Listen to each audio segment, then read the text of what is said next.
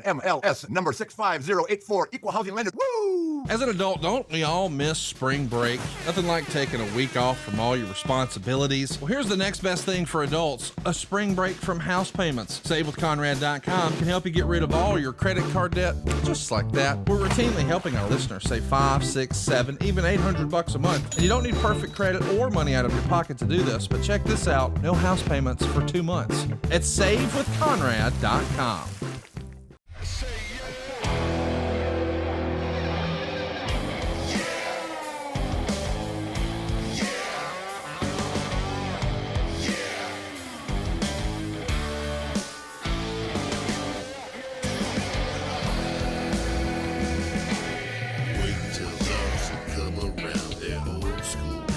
Tore it down, waiting on them, but they're here now.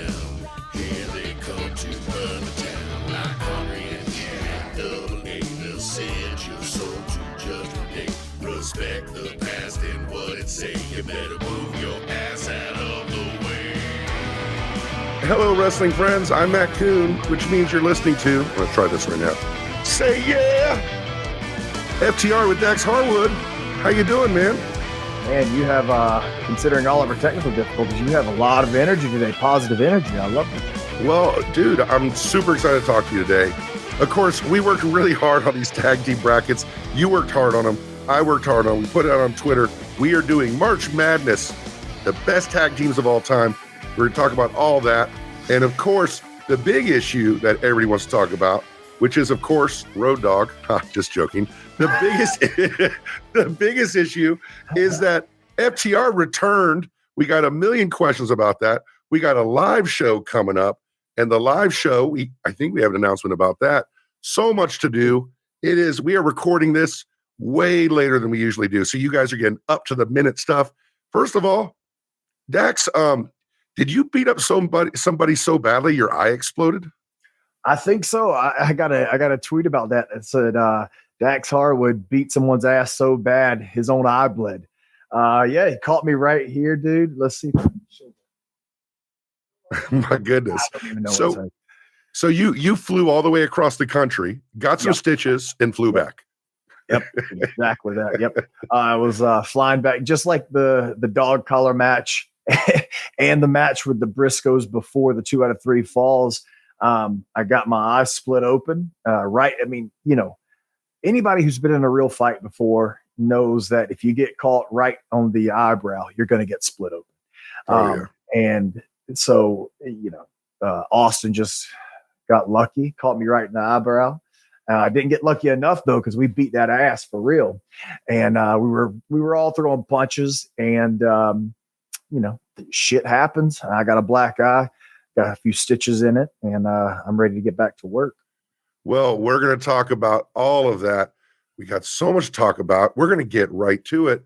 So first of all, ladies and gentlemen, we have our live show, our live FTR with Dax Harwood. Tickets are selling. People are into it. They're very excited about the guests that we have announced, which are so far, we have Shawn Spears, we have Willie Hobbs, and of course, we have Cash Wheeler. But it seems like, I don't know, man, like you got like you and you got Cash and you got Spears. Seems like we're missing somebody. Anybody you can think of offhand that you might want to invite to the show? Yeah, but I want to preface this with the live show. I wanted it to be an opportunity for the fans to see me and my friends coming together, having fun, talking, just like we would, in the hotel rooms or the locker rooms. So I only wanted to really invite my friends, my really good friends. And speaking of inviting my really good friends, like I said, we've got Hobbs, we've got Ronnie, Shawn Spears, and we've got Cash, my best friend in the whole wide world. We just need one other guy to complete that, and that is a mini Pinnacle reunion. We're gonna have Shawn Spears, Cash Wheeler, and Wardlow all on stage, all drinking tequila, all having moderate pours, all with loose lips, and they'll have a shit ton of shit to say, I bet. Wardlow, who, had a good night himself on Sunday. Wardlow coming to the live show for a, I guess, mini Pinnacle reunion. You got yourself, you got your tag team partner, you got the chairman, and of course the War Daddy, man. And then the Powerhouse is in the house too, man. That's our show. It's going to be an amazing show. Come join us in Los Angeles, March 30th, Thursday, and get your tickets at FTRWithDax.com. Man, we are excited about this, man. It's going to be awesome. Yeah, I can't wait for the Q&A section of that and seeing who lets something slip. I can tell you for a fact that Sean Spears will not care and will let a lot slip. So I'm looking forward to hanging out with my friends, hanging out with all you guys, drinking tequila with all you guys, and just relaxing and having fun. Because at WrestleCon it's going to be 3 days of a lot of fun, basically. Shenanigans. That's a good word. There we go. And of course, if you go to the live show, you get the VIP, you get early seating. It's a big house. There's gonna be a lot of people there. So make sure you get that VIP, and then you get to hang out afterwards. But there'll be some tequila drinking in the show. And you said something like moderate pours will loosen the lips. And we might get in a little bit of trouble. You might get in a little bit of trouble. But the fans are gonna love it. I can't wait, Dax. Yeah, the good thing about getting in trouble and not caring about getting in trouble, because right now we're in this, which we'll talk about, but I'll give a little look inside. We're in this limbo stage right now. We still got a month left. As we're recording, we have about a month and 18 days left for us to make a decision on what we want to do. So I'm not in any kind of cash either. And I feel like Spears too, not in any kind of peril as far as getting ourselves in trouble. We're not worried about it at all. So it's going to be fun. And if there are any fans that are going to go anything they want to hear or talk about, or they would like for us to talk about, drop it down with hashtag FTR with Dax and on Twitter, and let us know what you want to hear and what you want to talk about, and we will plug that into our event. Tons of questions as to whether it'll be broadcast. We don't know yet. If it is, it'll be on Fight TV. But right now, we know that being there in person is the deal. If you're there for the biggest wrestling weekend of the year anyway, you might as well come to FTR with Dax. Kick off the weekend with a party that you won't forget. We're all very excited with. Go to FTRWithDax.com for tickets. But I guess now we got to talk about what you alluded to earlier. You made your return. We're going to break down the return. But I do want to break down some reports, if you want to. Let me open this bottle real quick. Oh, he's going to open up the bottle. Just to make sure. The world's quickest tequila of the day, tequila of the week. What tequila are you drinking today? What is that? Okay, I guess we're going to do it. We had planned not to, but might as well. I'll hit it really quick. Cascane is one of my favorite brands in the whole wide world, the Reposado. Their Reposado is aged in their Blanco is aged in white oak barrels for 11 months, just to get that little bit of rested bourbon flavor, bourbon smell. And the water that they use is natural artisan water from the springs of, I'm not going to butcher this name, I know I am, Navachi. Here we go. Yeah. And it's one of my favorites, so we'll get straight to it. I'm not even going to let it breathe. I'll smell it for a second. Here we go. First thing, very, very first thing is floral and agave. We got some good citrus smelling there too, and that's coming from the rested oak barrels. And the thing is if it's rested more than 12 months, it's technically got to be considered an añejo, but this is rested right up to the 11-month range. So there we go. Pepper towards the back end too. All right, here we go. We're going to give us a first little taste, and then we'll sip on it through the podcast. Yep, still one of my favorites. Motherfucker, that's really good. Minerals, the minerality is incredible in this. The agave it's agave forward, and then right on the back end is a little bit of black pepper. You can feel it on the tip of your tongue. You're tasting the minerals. You're tasting the earthiness of it. It's so incredible. If I were going to give it something out of 10 right now, I would say Cascanes easily 9.1 out of 10. And that may change through the day. Who knows? Through the podcast. I think the number just keeps going up the more you drink it. I think that's how it works. That's because I get sweeter. The more I drink, the nicer and happier I get. Well, you should be in a good mood. We both seem to be in a good mood today. We had to like a lot of this replanning. You know, we usually record on Sundays, but you were kind of busy on Sunday and some technological difficulties. So we're ready to go. We're kind of shot out of a cannon today. Let's talk a little bit about your return. Okay. First of all, you just said you have some time to think about your contract. Mike Johnson of PW Insider reported y'all already locked up and that your absence was a storyline thing. Okay. Yeah. I mean, this is a chance to respond or we can edit it out, you know. No, that's fine. But Mike Johnson reported that yesterday, I think, from PW Insider that you guys already have long-term contracts and that your absence was storyline related for storyline cover, he said. Okay. That's surprising to you that's a story right now? That is very surprising to me because zero has changed. Okay. I'll give you, all right.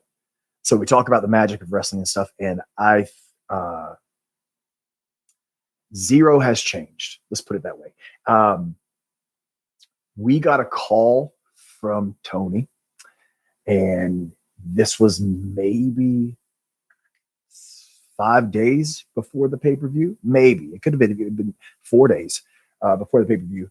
And I don't know. And I'm just guessing that he either heard a clip, listened to the podcast, or read one of the headlines where I said, we were ready to come back. Our bodies were healed. We were just waiting for the call, and we wanted to do what was right by business because we are contracted through April. And you and I've been talking, we've been talking over the last couple of months, but just recently we've been talking about, you know, what my status is with the company.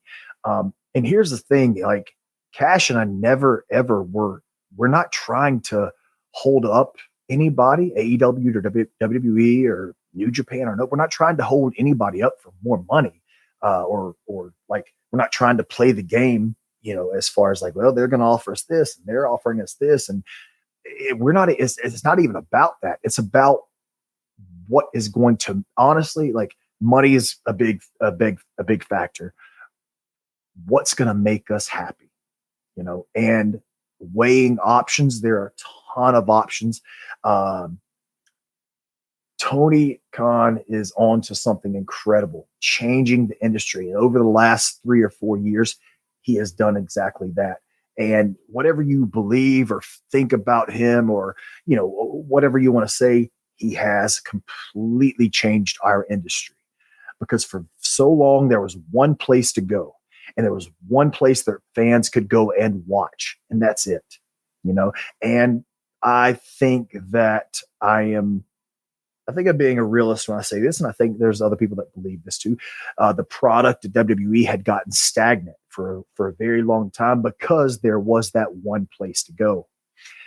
Tony came along, and he is a heavy hitter, man. And he brought in some heavy hitters with him, and that made WWE step their game up. As you can see, the last couple of months, they really have. But I would never, you know, for monetary gain, I would never play someone, especially someone I'm as close to as Tony, especially someone who I was as close to Hunter, who I owe a lot to. I would never play them for monetary gain. Our choice right now is strictly on happiness. That's all. So the pros of staying in AEW is a great schedule where I can come home and be with my family. The pros of WWE is they are the number one, at least, and for the foreseeable future too, they are the number one money-making professional wrestling company in the world.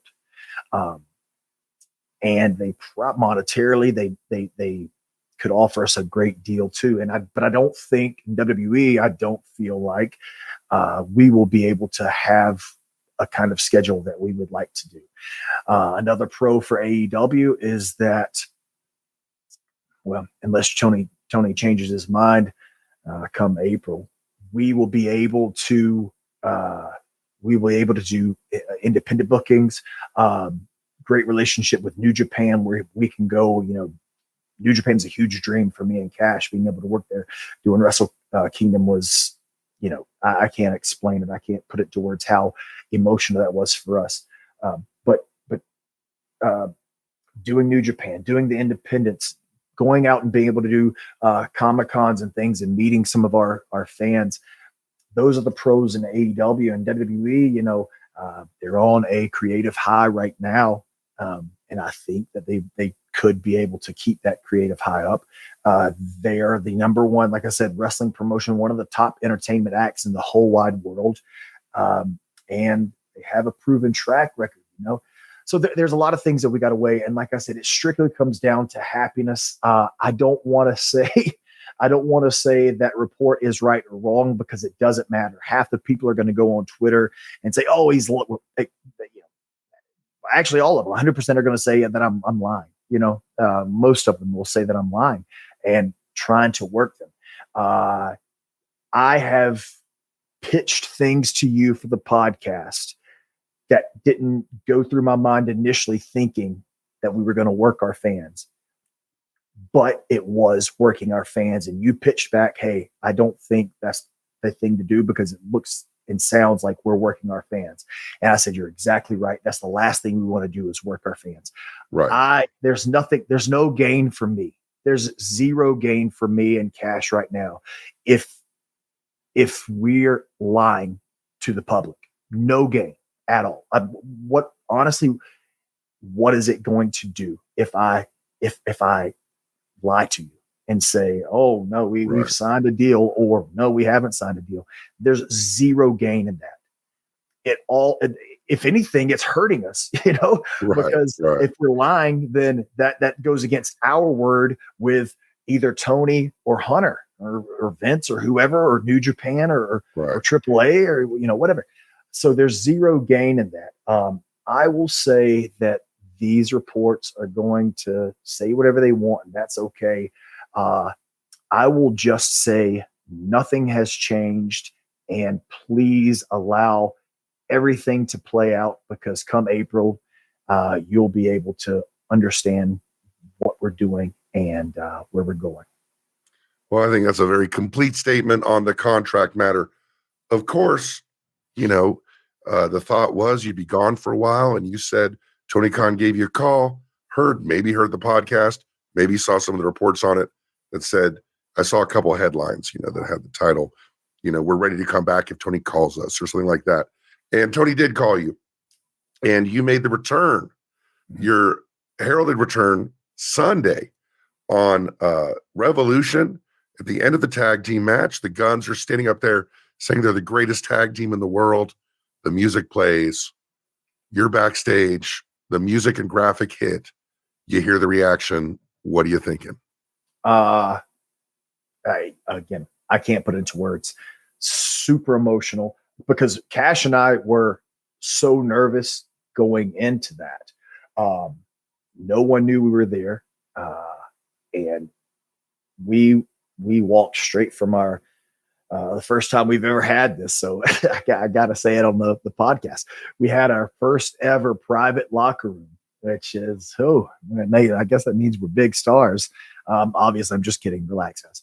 But we walked straight from this private locker room right through the curtain. No one had an idea we were there. Tony gave us carte blanche to do what we want. And what we wanted to do was beat the shit out of the ass boys. And that's what we did. And they, as you can see, and what you saw, they beat the shit out of us too. But the reaction, man, going back to that, Cash and I were so afraid. We were so nervous there was going to be no reaction. And you've heard that before from wrestlers, and you're like, whatever, they're going to react. No, I didn't. I didn't. I was very worried that it was going to be just this muted, subdued reaction, but it wasn't. Right. And it wasn't at all. And that is the fucking reason that I wouldn't lie to these fans. And that's the fucking reason I love them so much, dude, because they care about me. And like I've told you before on this podcast, there was a time in my life a long stretch of time where I thought no one loved me, and I thought I was incapable of being loved, and I think that for so long, playing this bad guy part, I used that because I was like, fuck these people. They don't love me. Well, fuck them. I don't love them either. But deep down, yeah, I did, because they were giving me the life that I've always wanted. And for them to care about me and Cash as much as they did for that reaction, and all the tweets, all the messages that we got telling us how much they missed us, or how much dude, I know I'm going to say this and some people will say, oh, you're just tag team guys. No way. You're just these little tag. But the messages and the tweets that we got saying we changed someone's life, Right. that to me is incredible. So I'm just glad they're along for the ride with us on this journey, because this is, aside from my wife and daughter, like I've said a million times, this is the most important time in my life, in my career. And I'm so glad that they are willing to jump on board with us and come along for this ride. But that reaction, dude, blew me away. I heard it, and I told Cash, he was about to walk out. I said, wait, just stop. Because I wanted to take it in for a second. So that's why if you watch it back, you'll see it took us maybe, 8 seconds or so, 9 seconds or so to walk out after the music hit. Because that was a pretty pro move, man. I was watching at home going, I'm like, just wait for it. Just wait, like the perfect, the longer you waited, the more the anticipation grew, I think. Yeah. And well, that is like you said, a pro move, but also I didn't want to I didn't want to walk out on a return when we're about to beat the shit out of Ass Boys. I didn't want to walk out and have a tear in my eye, you know what I mean? But I wanted to be able to take those few seconds in my own zone, in my own time, and soak all that in and listen to it. And then we walked out, and the reaction got even louder when we walked out. So I had to take care of myself there too. But man, yeah, that was awesome. The reaction of you guys being the music and the graphic starts, then the reaction of you guys coming out, then the reaction of you guys walking down the ramp, Cash wrapping the tape around his wrist, tearing it off with his teeth. And then the reaction when you guys got in the ring, it just seemed to build and build. People don't realize y'all have been like bad guys forever, like your whole careers. So there's never been really the opportunity of going, oh shit, it's those guys, right? Like, oh my God, they're the guys we want to see. Like you've never been presented that way until probably when you guys get in front of the Briscoes, like it. And then now it's for someone like Cody or somebody, he's been presented like that a few times now. But for you, this is kind of a brand new thing. How is babyface Dax taking all this? Yes. Again, it's one of those things where I can't believe that people like me this much, and care. No, not even like me. They care about me this much. And that makes me in turn want to care about them even more. And if you watch, us today, or watch us on the return, and then rewind 1 year ago, the same time, when we were quote unquote heels, nothing's changed. You know what I mean? Nothing has changed. We fight the exact same. We talk the exact same. Nothing has changed. And those people still love us. And that's awesome. But, you said everything built and built and built. You're exactly right. The graphic, the music, big, we had the reaction. And then we walked out, another big reaction. Then the anticipation of us walking down the aisle and then sliding in the ring. And this is where I want all of the young wrestlers to watch. And I'm not just saying it because it's me, but I'm saying it because I was in there in the moment. But go back and watch it. When we slide in the ring and we throw fists, and it feels like obviously, looks like a fight. That's what the people reacted to. You know what I'm saying? That's what they reacted to. They reacted to this knockdown, drag out fight where these four guys are throwing bombs at each other and they're nailing each other. And that's what the people reacted to. They didn't react to, man, I don't want to sound like an old man yelling at clouds, but they didn't react to A move. yes, nothing was choreographed or whatever. And I think also the fans kind of feel and understand and know that there is a little bit of heat between us and the Ass Boys. Yeah. And the fact that, I've already said it before, so I might as well bring it back up. The fact that I feel and Cash feels these guys already think they have made it. That's my issue. Okay. And that's my issue with a few guys in AEW. I feel that they think they have already made it and there's no reason for them to get better, quote unquote. Not a lot, a couple of guys.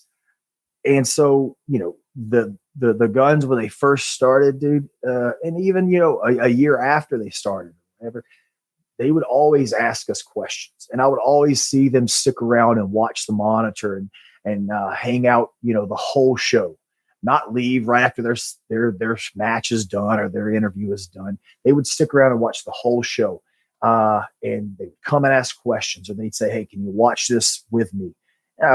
Me and Dan we're always available to anybody who loves wrestling to that extent. There's a ton of guys who do it. Like I told you, Anthony Bowens is one of them. Daniel Garcia is another one. Nyla Rose, she's one as well, that always want to get better. And I don't think they have thought in their brains, oh, we've made it, so they can relax. I feel that. And like I've said, I've already said this once before, so it's not any revelation, so no need to do clickbait stuff. I feel they feel that. And that's just what I think. And I think when I said that, instead of them, the Ass Boys, instead of them saying, man, maybe he's right, let's just go talk to him, they got even more upset. When I first started, if someone would have said that about me, who had been in the business as long as I had at the time, have now, if they would have said that about me, I would have went to them and said, hey, I'm sorry, I don't want to disrespect you or the business. I just want to get better, and I didn't know I was doing wrong. I apologize. They didn't. And it has a lot to do with Daddy getting them their positions. And here we are. Well, we don't run angles on the show, but I do want to say that what you're saying is a little different from what they're saying, because I was sent a clip or an interview of them recently talking about how they didn't care if you came back to AEW. And their story is that they kind of sat under the learning tree and idolized you guys and looked up to you guys a lot. And they've wrestled you 4 times. But after the first time, y'all didn't have time for them anymore. That is Colton Gunn talking, that after the first time you guys wrestled, you really didn't have the time for them that they used to, that something changed. So they made it their mission to kind of one-up you and to show you up. Is that a recollection you have of the relationship changing at some point? I think I'd rather just leave it alone. Okay. All right. Just because I don't think I want to. Let's just leave it alone. Well, you came in, you had the response, you loved the response, you got clipped, you're bleeding.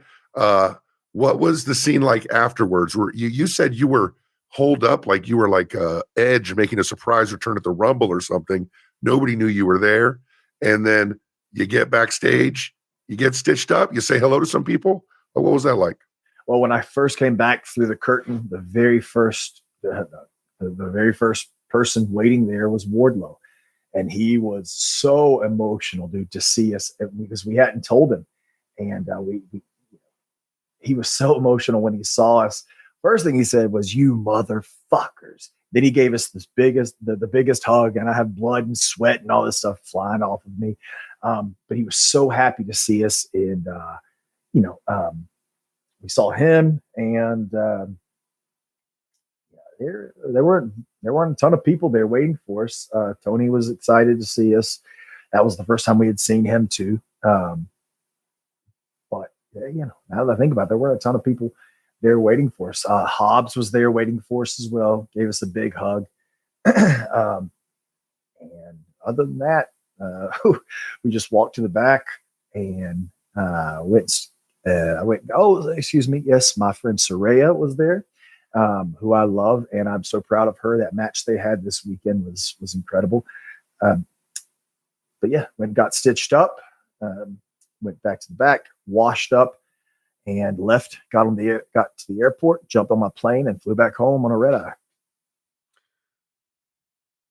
That's an insane work day.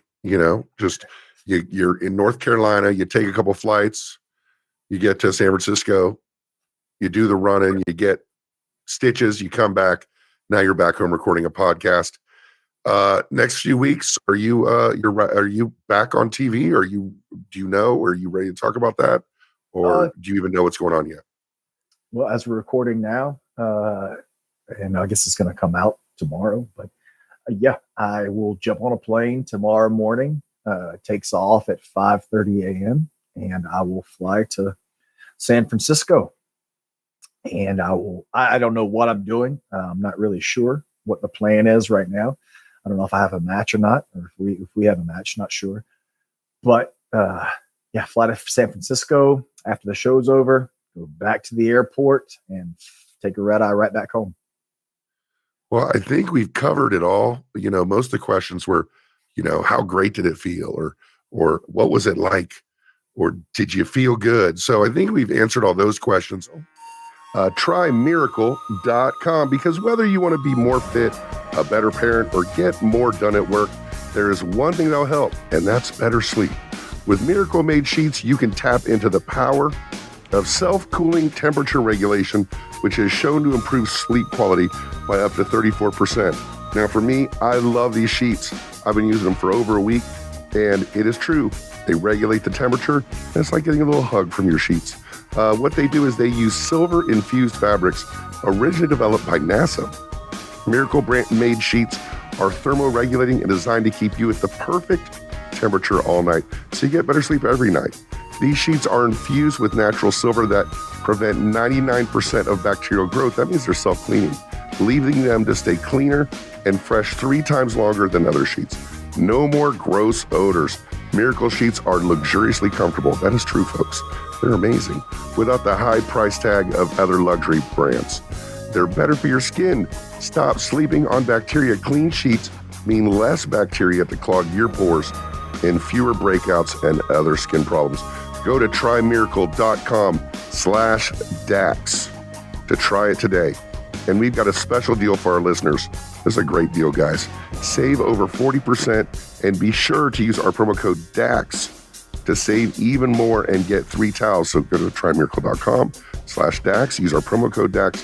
And by the way, they're so confident in their product, they offer a 30-day money-back guarantee. What have you got to lose? So if you weren't 100% satisfied with this product, you get a free refund. Upgrade your sleep with Miracle Made.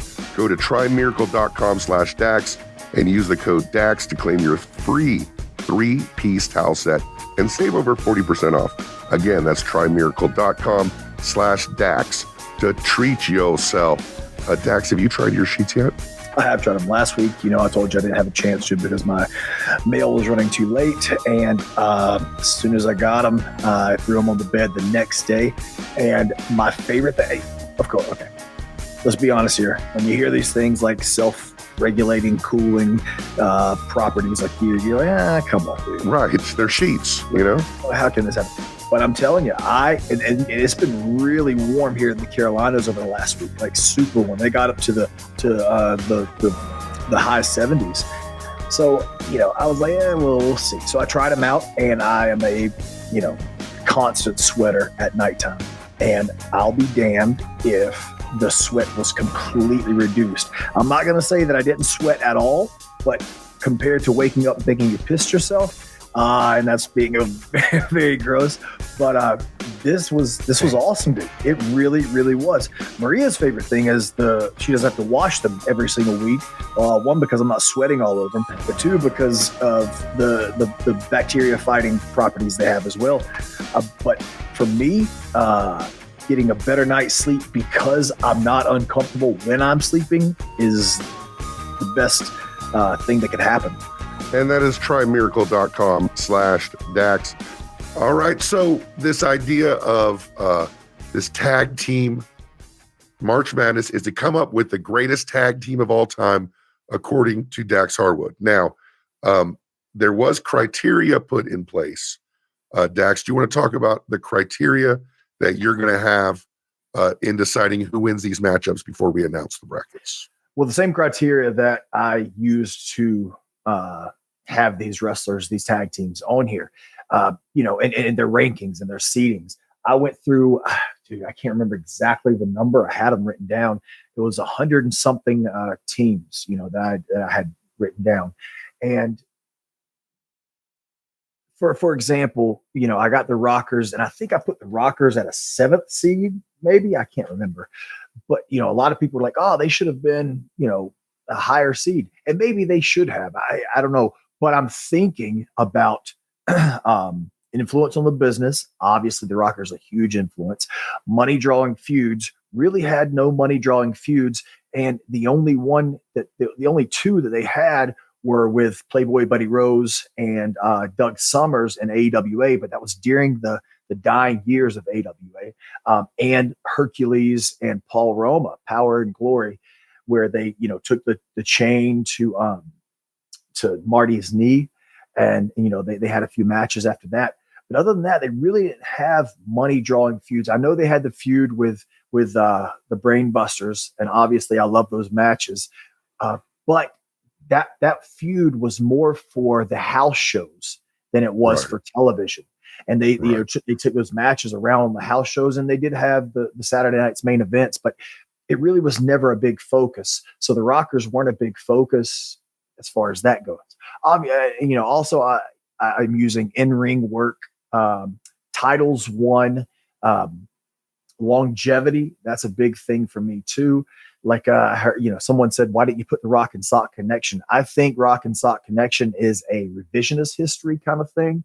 I think it's something that WWE wants you to think is a great tag team, but they, how long were they really together? A few months, you know what I mean? Right. I don't think they did anything. They obviously, Mick Foley and The Rock completely changed our industry. They did separately as separate entities. As a tag team, they had the segment, This Is Your Life segment. But really, what did they do other than that? You know what I mean? Yeah, it's like including Hulk Hogan and Edge as a tag team.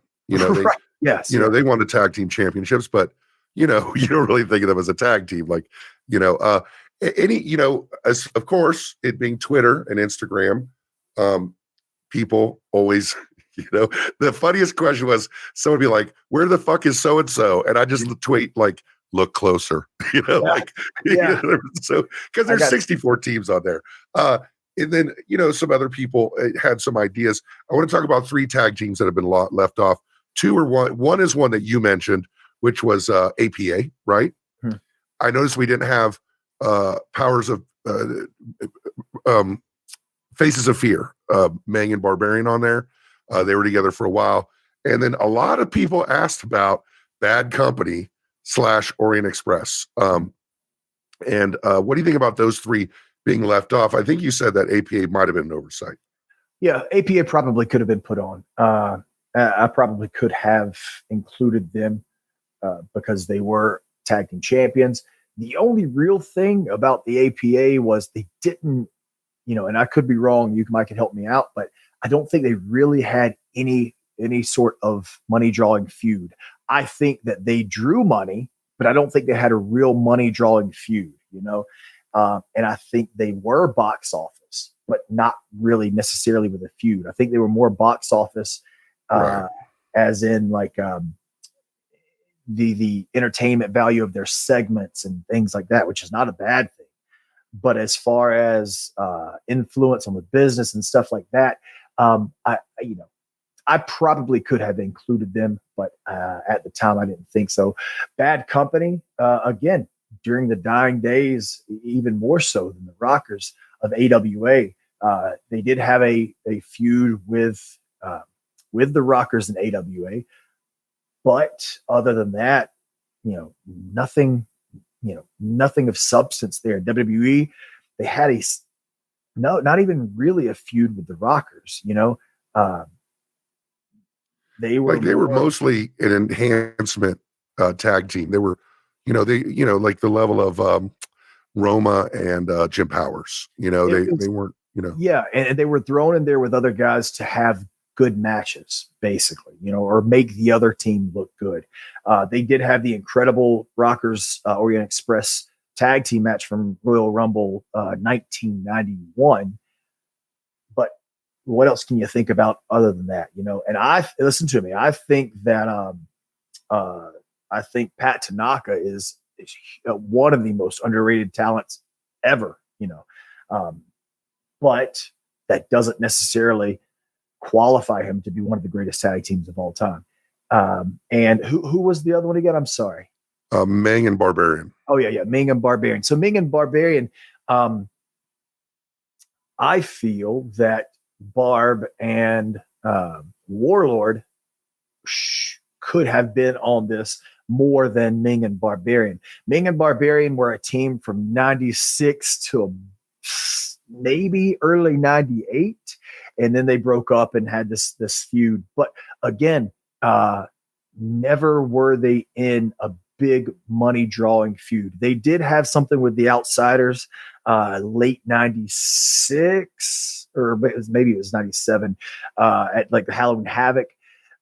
But other than that, man, they were badasses. And I loved them as a team. Loved them as a team. Even as a kid, I loved them as a team. But I didn't feel they qualified as one of the greatest tag teams of all time because longevity, because of influence on the business, matches, money drawing feuds. They didn't really hit those criteria. That doesn't mean they shouldn't be on there. You know, other people, maybe it's maybe they can be, but just in my opinion, I don't think so. Well, guys, we've always heard from everybody. You want to hear about tag team wrestling. You want to hear about tag team psychology.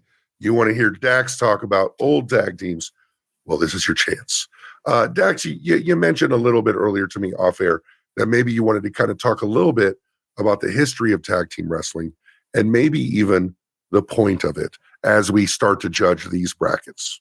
Yeah, I think probably the history and stuff we could do a, you know, I did tell you this, but I think we could do an episode on that eventually. All right.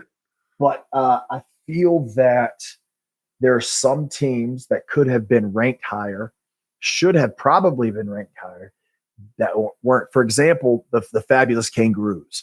They probably could have been a number one seed because they were the first real money drawing tag team. But for me and for everyone else, there isn't very much footage of those guys. You know what I mean? Like there's not a ton of stuff to go off of except for news excerpts or live event reviews or houses drawn or whatever. You know what I'm saying? Same thing with the Assassins. There's a lot more footage of the Assassins than there are the Fabulous Kangaroos. But from what I understand and the stories that I've heard, and this is from, you know, my peers and even, you know, just reading articles and stuff, the Assassins have a huge influence on the business, completely changed the whole concept of tag team wrestling. So they could have probably been ranked higher, but I don't have anything to really judge that off of. Also, Patterson and Stevens are supposed to be the greatest tag team of all time, the greatest working tag team of all time, drew a ton of money in California and a few other places. And they changed the style of tag team wrestling at the time too. But there's not very much footage of Patterson and Stevens. So, you know, there's a lot of factors that go into it. And, you know, someone like, for example, Jim Cornette, who is, you know, older than me by, you know, 20, 25 years, Right. he got to see a lot more stuff than I did. And so he maybe knows a little better. But I got to be a fan of some of the stuff from, you know, late 90s that he didn't really probably pay attention to on forward. So, you know, it all depends on your era, when you grew up. Sure. Like I'm sure someone who's 23 years old doesn't understand why the Assassins are ranked so high. But then there's somebody who's probably 62 years old who is saying, oh my God, why are Arn and Ole, why are they so low on the list? Well, you know, I put the Andersons, Minnesota Wrecking Crew. I wanted to include Lars, Gene, Ole, and I lump them all together. But like my dad's favorite tag team of all time is Gene and Ole. And he talks about how great they were, but there's not a shit ton of footage on them. So I don't know how to really judge them. You know what I mean? Yeah, absolutely. The thing is too, guys, is this is supposed to be fun. Like in a world where wrestlers actually get upset at their rankings in video games, you know, let's just go ahead and have fun with this. This is from Dax's viewpoint. And like you said, there might be a recency bias on it, but that's a lot of it due to footage and Dax's point of view. And of course, you are free to argue, you're free to have your own point of view, but most of all, you're encouraged to follow along and to have fun. Are you ready to get started, Dax Harwood? Yeah, let's do it. All right. So I think it'd be kind of fun on a couple of these, you know, as you talk about who wins, maybe even talk about the kind of match they might have, you know, because I think that's kind of a fun part of it too, is a lot of people are like, ooh, that would be great to see them in the ring together, you know, and go ahead. And as I told you earlier off air, I was going to fill this whole bracket out this morning, but I thought that we would get more of an organic feel because I think that's the way to go. So I'm going to choose my winners right live as we record this. All right. So same here, you know, and you guys can download the bracket over, man, I got to tell you, Dax, like we put this bracket on our link tree, which is linktree.com/FTR with Dax, where you get tickets for our live shows and our t-shirts. By the way, people are buying these t-shirts. Go ahead and go to daxharwood.com and get yourself a t-shirt. But on this link, thousands of people have clicked this link, like 3,000 people. Like it's insane the amount of people who are interested in this. So guys, thanks a lot. We're going to start with the Hardy Boys bracket just to get you on the right, you and I on the same page. Are you ready to get started? Yes. So the way I printed it off, I don't have like a bracket. Oh, okay. We're going to start with, so I'll just go ahead and start with, if you saw 4 graphics on online, it's kind of 4 groups of 16. And so this particular group of 16 includes the Hardy Boys, which is one of your number 1 seeds. So the first match I have, I'm going to let you look for it, is Hardy Boys versus The Bar. I think that's a pretty easy one to kind of set. Yeah. There's really no dispute on that one, is there not? No, not really. But you know, that's no disrespect to Claudio and Sheamus. A lot of people wondered why I put Claudio and Sheamus here. There was a period of about 2 years where they were carrying. Claudio and Sheamus were carrying tag team wrestling in the WWE, you know, and they were synonymous with the tag team belts. I think they might have won them 3 times. I could be wrong, but you know, they were having great matches with people like oh my God, was it Seth and Dean? Right. They had great matches with the Hardy Boys as well. New Day, yeah, and we even got an opportunity to wrestle them once too. But they were carrying tag team wrestling for a period of time that I felt tag team wrestling wasn't being represented the best way it could, and I thought they were bringing it back and doing a great job of that. But yes, ultimately the Hardy Boys are one of the greatest of all time. They changed the landscape of not just tag team wrestling, but wrestling too. You know how many wrestlers came after them wearing the exact same stuff the Hardy Boys would wear, come out to the same kind of music the Hardy Boys would wear. You know, Jeff is a huge influence on the style of wrestling that came after he debuted. And, you know, the style of tag team wrestling that the Hardy Boys brought completely changed the whole landscape of wrestling. So yes, Hardys would have to go forward in that one. I think what kind of match it would be is going to be your bruisers against your perennial babyface high flyers. And I could see the Bar shutting them down quickly up top with some of their stuff, but then having the Hardys fight back and hit them with the beautiful stuff, a little bit of heat, you know, and I think that it would have been a great match. And it was a great match. They had a few different ones. I remember specifically a cage match they had with the Hardy Boys on Raw that was really, really good. But yeah, that would have been the 2 at their peak would have been incredible. But yes, Hardy This is Boys. one of the few matchups that we actually saw, like in all these brackets, like the next one is Bockwinkel Stevens versus Hall and Nash. We didn't get to see that match, but we saw Hardy's versus the Bar. Bockwinkel and Stevens, of course, you said earlier, not a lot of footage, but if you ask someone like Meltzer or Cornette, they're like, oh my God, they're it. They're number one. Hall and Nash as a tag team not only created the NWO, but were dominant. We're a dominant tag team, really going through tag teams like, the Faces of Fear, like you said before, the Steiners, Harlem Heat, a very competitive division, and they were going through it. Yeah, for sure. And they were a team from 96 until 98. And they were on top of that division in WCW, almost the whole time then. The money drawn by those guys and Hogan as well, but those guys cannot be denied. And they completely changed the landscape of wrestling. They changed the landscape of wrestling for the wrestler, but also as what could be presented as a heel. They were completely different. Their matches may not have been what a lot of people consider 5-star matches, but the money that was drawn, how they changed the business cannot be denied.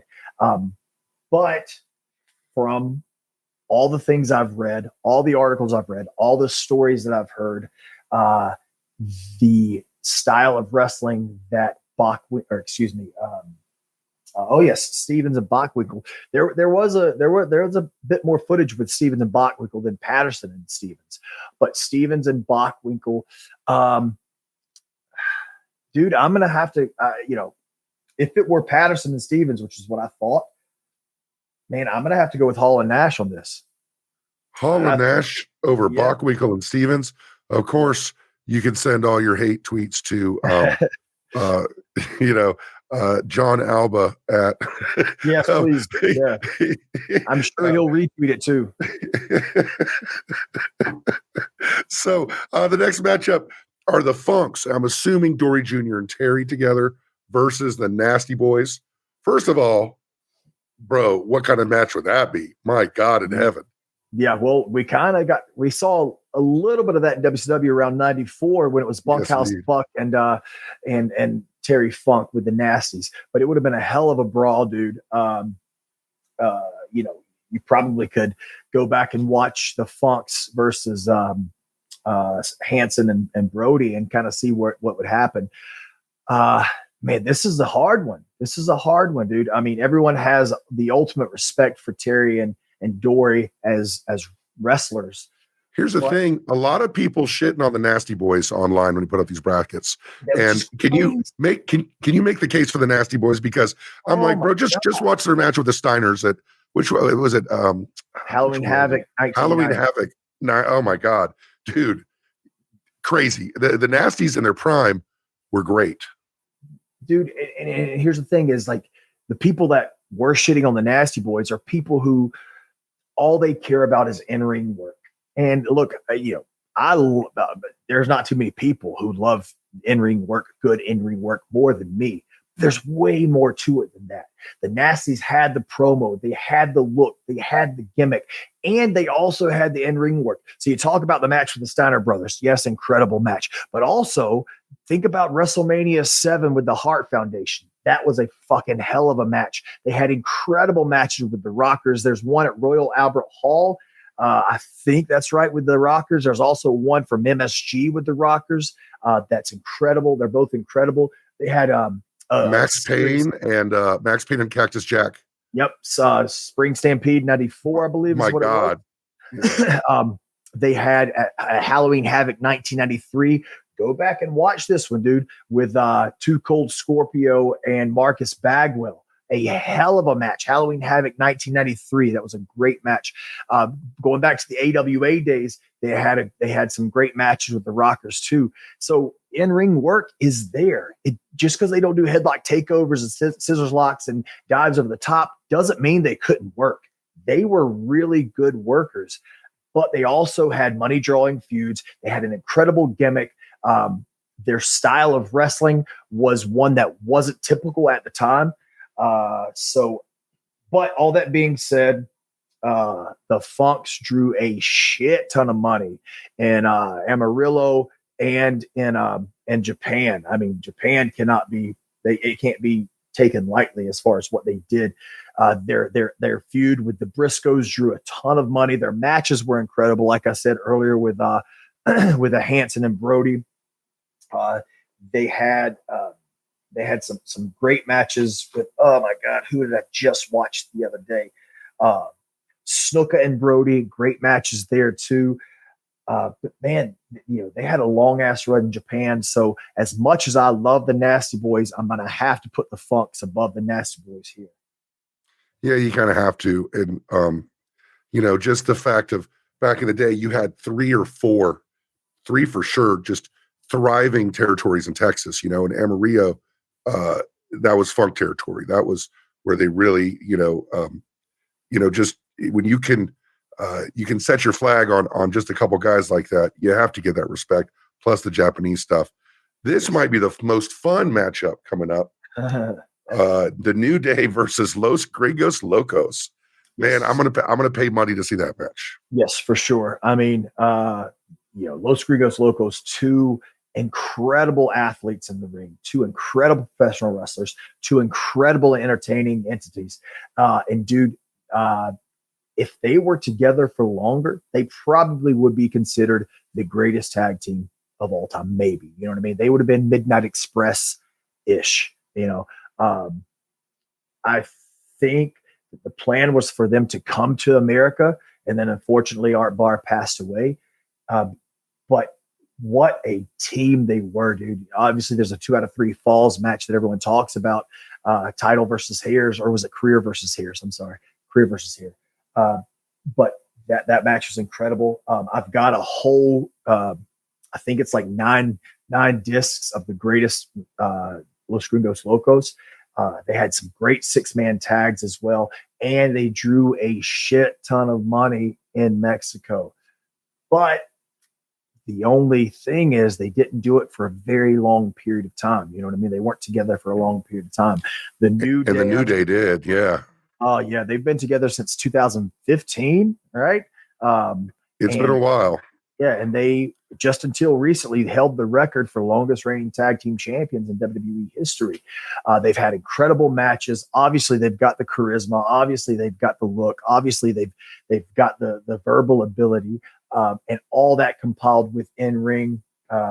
You can't take it away. They've drawn money. They've had some money feuds. So I'm going to say this match would have been fun, would have been very athletic, but the New Day they've meant more to our business than Los Gringos Locos. So that now we have some second round matchups of the New Day against the Funks and Hall and Nash versus the Hardy Boys. But moving on to the first round, I think this is a quick one. Hart Foundation versus the Smoking Guns. But I think we can say, like, the Smoking Guns belong on this list. They were big, mobile, charismatic guys WWE did not know what to do with. They threw them a tag team. They made the most of it. They were a fun tag team. Absolutely. And also this is a time, in 1992 to 1996 is a time that they completely carried the tag division. WWE did not give a shit about tag teams. Still don't. Right. But they did not care about the tag team division, and it wasn't a stacked tag team division, but the Smoking Guns really carried that. Also, they were, if you watch their matches, dude, obviously everyone knows how great Billy is, but Bart too, their matches were incredible. They had great tandem offense. They interwove the opponents into their offense as well, and made for an exciting all-around match. They had some great matches with Bob Holly and 1-2-3 Kid. They had some, they had the match with Yokozuna and Owen Hart at WrestleMania 11. They had some great matches with 1-2-3 Kid and Razor Ramon as well. The Godwins, the Body Donnas, a lot of stuff going on there. Donnas, yes, especially when they turned heel. That's when they started hitting their stride, is when they turned heel with Sonny. They completely changed. And I think if they ran with them for a little bit longer, we'd be talking about them in a different light. But the Heavenly Bodies. They had great matches there with those guys, and they're 3-time World Tag Team Champions. So they absolutely belong on the list. However, unfortunately, they're facing one of the greatest of all time who may win this tournament. Who knows? The Hart Foundation, Brett and Jim, completely changed, obviously, tag team wrestling, especially in the WWE. When you think about this, dude, they're 2-time tag team champions, right? Featured in a lot of money drawing feuds, featured as a tag team at a time when WWE had teams like the Rockers, like the Brainbusters, the British Bulldogs, Strike Force, the Nasty Boys, the Bolsheviks, the Conquistadors, the Killer Bees, oh my God, help me out here, Rhythm and Blues. LOD, Team, all them, I'm saying Demolition. They had all these teams, and the Hart Foundation worked with every single one of them. So you combine all of that, dude, they could go on to win this whole thing on my bracket. I don't know, maybe yours too, but yes, Hart Foundation for sure. I don't know. I might have spoken too soon when I said the most fun match. A little confusion happened online when someone said we had the Briscoes twice. Yeah. We have the Shield versus the Briscoe brothers, Jack and Jerry. Now, of course, Jack and Jerry, you might know, Jack, NWA World Champion, Jerry of Gerald and Pat, but they both have massive amateur credentials. And I would argue we're kind of the precursor to the Rockers with their tandem, they would do tandem leapfrogs and tandem drop kicks and tandem figure fours and kind of a lot of synchronized stuff. And their stuff with Adonis and Murdoch was a great feud and one of the first tag team feuds of my life watching. Briscoe Brothers versus the Shield. What do you think? So the Shield, if they were presented as just a tag team, maybe could have been higher on the list.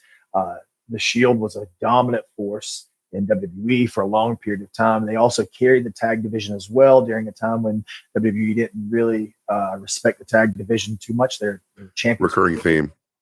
yeah. Evergreen. But Jack and Jerry, man, longevity, again, changing the course of tag team wrestling, changing the style of tag team wrestling, or adapting the style to whatever era they were in. When they were working with the Funks, it was a completely different style than when they were working with and had a huge money drawing feud with Youngblood and Steamboat. Yeah. And had completely different matches with Steamboat and Youngblood than they did with the Funks, and then completely different matches from both of those than they did with, like you said, Adonis and Murdoch and WWF. So they had some money drawing feuds, brother tag team, both incredible amateur wrestlers. So I'm going to have to say both great baby faces and heels. I'm going to have to say the Briscoe brothers in this one. Agree. The Shield, of course, no one can dispute what they've done since, but the tag team of Seth Rollins and Roman Reigns were presented as part of a larger thing and weren't dominant in the way the New Day were, I don't think. I think this tag team match may have happened. Steiners versus the Fantastics. That had to happen at some point, right? No, I don't think so. Really, when Fantastics came back to WCW later on, Steiners were both baby faces. They like maybe in '96. Is that what you're saying? That's what I'm saying. Like maybe something, Yeah, but Fantastics were completely out of their. I say this with respect, but they were out of their peak by then. But this is a match I'm heartbroken about because obviously got to choose the Steiners in this match. But the Fantastics are the most underrated tag team of all time. Nobody else comes close. They're guys who had incredible tag team matches with the Midnight Express. They had incredible tag team matches, with Joe and Dean Malenko over in Japan, with Joe Malenko and Kabashi as well. They had great matches with the Bulldogs too in Japan. But the only thing is they followed the Rock and Rolls everywhere they went. So they never got to have the money drawing feuds that the Rock and Rolls did. They were in the feuds, but they didn't draw the money that the Rock and Rolls did because the Rock and Rolls were so over everywhere they went. And they didn't have the opportunity to draw the feud or draw the money and have the feuds the Rock and Rolls did. Their style of wrestling was so beautiful. There aren't too many tag teams. I think as a working tag team, right? I think they are better than the Rock and Roll Express as a working tag team. Rock and Roll Express understood their gimmick, understood their roles. Ricky, who is the greatest seller of all time, Ricky Morton, greatest seller of all time, came in there. They had great matches too, and they always could have great matches, but they knew their money was Ricky selling, Robert getting the hot tag.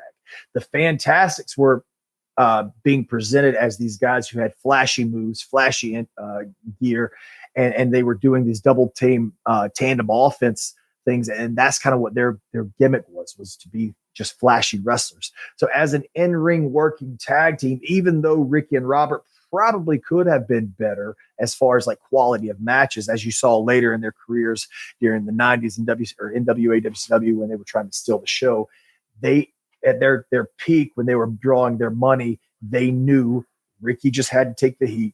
Robert got the hot tag. And they just battled from underneath the whole match. But as a working team, I'm so sad to see the Fantastics go because I love their matches. They, like I said, great matches with the Midnight Express. I think the matches in the ring with the Midnights were better than the ones with the Rock and Rolls as well. But with the Rock and Rolls, they drew way more money. But yeah, Steiner's they blew the roof off. You know, they off of tag team wrestling. They took over tag team wrestling in the United States and in Japan too. Incredible matches, great presence, great aura about them, completely different than anybody else. Brother tag team, multi-time tag team champions, IWGP tag team champions, WWF tag team champions, WCW, NWA tag team champions. So there's no denying that the Steiners could win this tournament. They're going to go forward. I don't think enough is talked about how Scott Steiner is a revolutionary wrestler. Yeah. You know, like a big guy doing Hurricane Ranas, and he kind of invented the 450 splash, and like all kinds of stuff. Like having the fact that Rick Steiner, by the way, Rick Steiner and Sting tagged against the Fantastics at a point, but I don't think there was ever a Steiner's Fantastics match.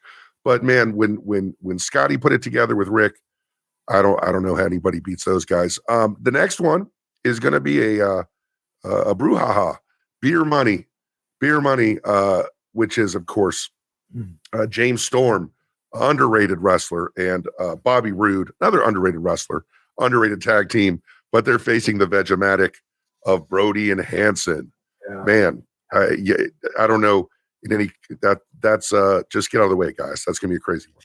Yeah, I feel bad too because a huge fan of Beer Money, and I think there was a time where when they were working in TNA that they did change the course of tag team wrestling for a heel tag team, because up until that point the tag teams, especially the heel tag teams, were just working to get their shit in. Even afterwards too, there was a lot like that.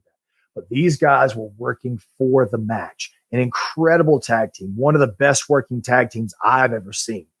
However, their run was just in TNA. And even though TNA gets a lot of flack for what they were and or what they presented, they did some really great stuff. It just came at a time where wrestling wasn't super popular. And with Beer Money being stuck in TNA, not really having the opportunity to draw money or go to WWE or even go to New Japan or, right. Or Mexico to see if they could be successful. They stayed there. And even though they stayed there, they were incredible. However, Brody and Hanson, again, changed the mindset of professional wrestling, but also monster tag teams. They were two huge burly guys, drew a shit ton of money in Japan. And I think that I'm not being disrespectful when I say they were more of an influence than Beer Money. As much as I hate to say that, Beer Money is one of my dream opponents, but Brody and Hanson have to move forward. This is going to be so fun, guys, because as the brackets get smaller and smaller, Dax is going to be more and more tortured. This is going to be so fun to see, because you're talking about like he's got to like run into Bobby Roode one day, and Bobby Roode's going to be like, first round, huh? Yeah, okay, all right. I'll run into some people that I work with now. You know what I mean? Well, we're going to talk about them in a second. You already talked about the Rock and Roll Express against Eminem. Eminem, man, they really had it all together. Like, that was a tag team WWE needed at the time. But Rock and Roll Express, all those territories, drew money everywhere. You know, teams like the Fantastics could just follow them and pick up the same feuds and draw money because of what the Rock and Roll Express did. You really can't, when you talk about feuds, longevity, money, a good time, Ricky Morton's a great time, like, you can't beat it. Yeah, and we've talked about changing the course of wrestling or changing the course of tag team wrestling. Nobody did it more than the Rock and Roll Express and the Midnight Express. They completely changed the landscape, not just of a feud, a money-drawing feud, but the style of tag team wrestling, what it is, what it means to get a hot tag, what a fiery comeback is, how to get heat, how important it is to get heat as well. But, you know, I could go on and on about Rock and Roll Express, but we'll have an opportunity to do that because they will be here for a long time in this tournament. But I want to talk about Eminem, Joey Mercury, and Johnny Nitro, dude. They were a great, and with Melina as well. I don't want to leave her out. What a great package, especially in the time when WWE needed a tag team like that. And they were together for quite a while too, from like 2005 until about 2008. And they were the tag team champions. I think 3-time tag team champions. They worked like heels, a heel tag team, a great well-oiled machine heel tag team, knew how to get heat. That's all from Joey Mercury because he is so smart in this business. There's not too many people I've met that are smarter than him. Eminem also got an opportunity to work with people like Paul London and Brian Kendrick, who could have probably been on this list as well. But they worked with them for the tag team belts, but also got to work main event feuds with Eddie Guerrero and Batista, and also Batista and Rey Mysterio. So they got to be in these money drawing feuds and these main event angles with people who were at the time world heavyweight champions. So that's why they're on this tournament. That's why they're in this tournament. It's just unfortunate they have to work with possibly the greatest tag team of all time, Rock and Roll Express, but we're going to send Rock and Roll Street. That sounds like the right move. All right, so our next match might be the show stealer. Like, you know, a matchup you don't think about because maybe they're not the hugest names to you, but man, is there going to be a more fun match than the Wild Samoans versus the American Wolves? My God, Afa and Sika, Davey Richards, Eddie Edwards. I'm buying a ticket for that. Yeah, for sure. It's going to be a big fight because Davey Richards and Eddie Edwards, they don't back down, dude. And the Wild Samoans just beat the shit out of you for real and in the ring. However, you know, I'm a huge fan of the American Wolves. Big fan. I also think they had a hand in kind of changing the dynamic of tag team wrestling at one point or another. Maybe not in a mainstream level because they were with Ring of Honor for most of their careers and a little bit of TNA too. But, you know, they never got the opportunity. Unfortunately, they never got the opportunity to draw the money that Wild Samoans did.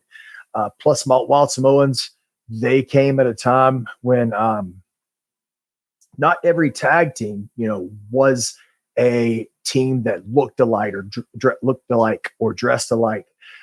And they were huge guys, drew a shit ton of money in New York. Longevity too. Like longevity. They would just keep dropping the titles back to them. They would have feuds with whoever came in, like 70s through the 80s, like huge team. Yep. So we're going to have to go with the Wild Samoans here for this one, even though I love Davey and I love Eddie Edwards, and I think they're incredible. We had a match with them in West Virginia for ASW, 20-something minutes long, and it was a great match. So those guys can still go. I just wish they had the opportunity to do it on a mainstream television show. Yeah, it is a shame, but fans know how good they were and are.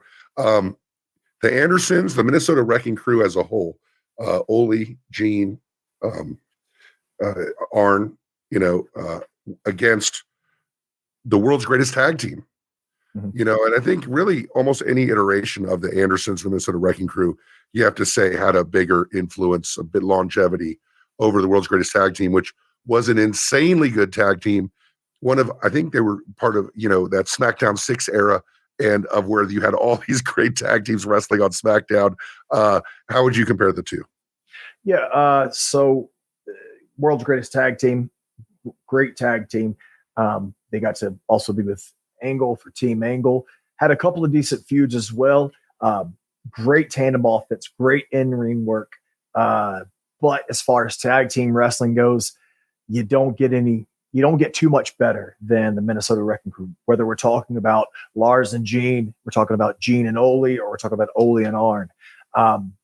Those guys changed the course of how a tag team match was structured. They would, Gene and Ole, and then later on Arn and Ole.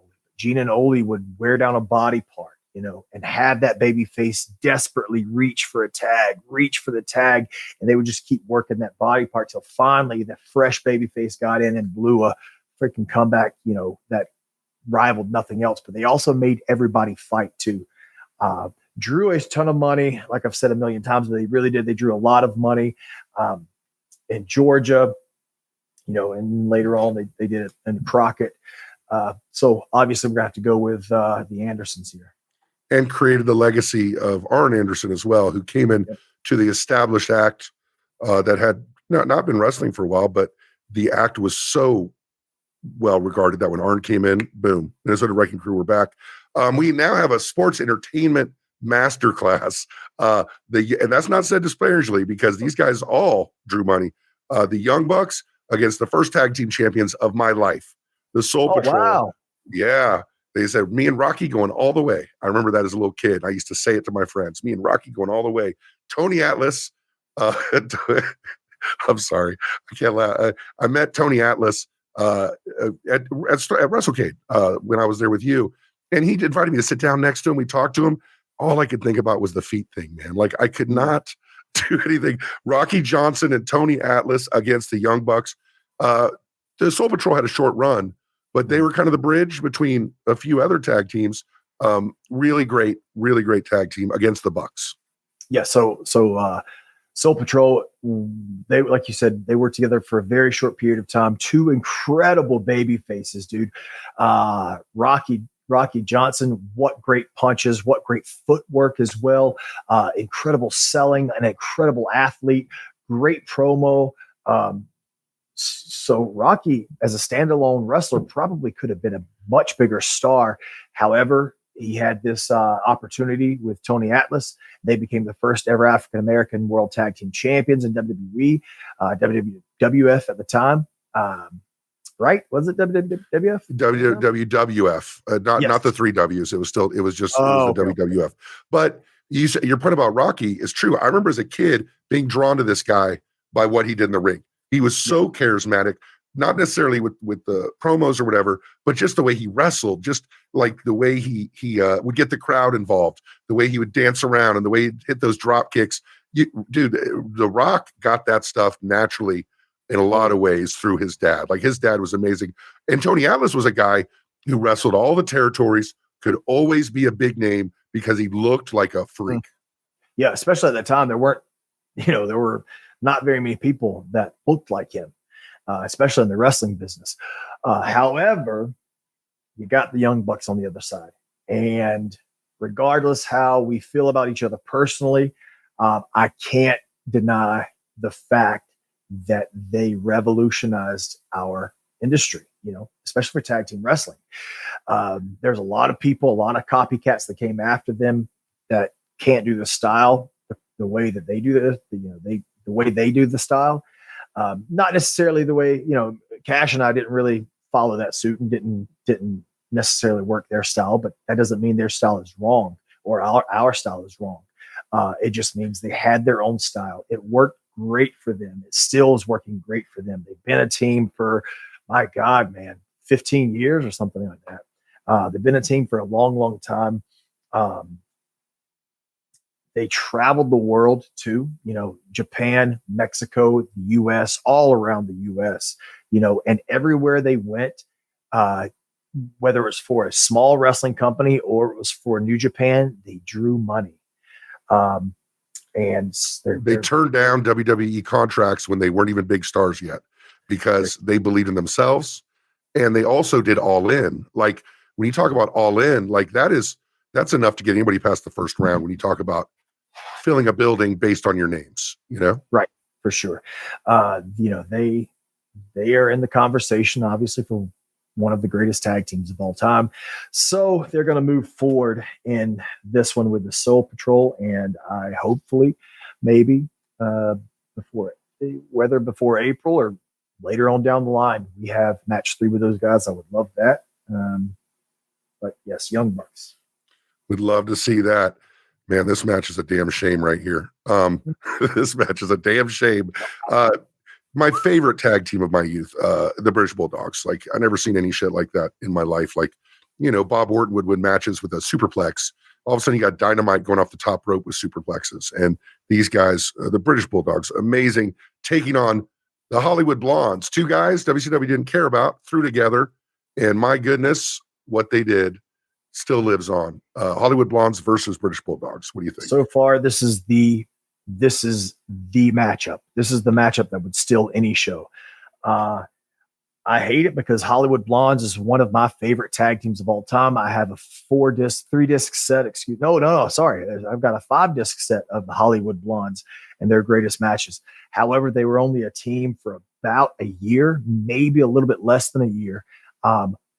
But they were carrying tag team wrestling in WCW at a time. They got to work main event angles. They had belts, I think, twice.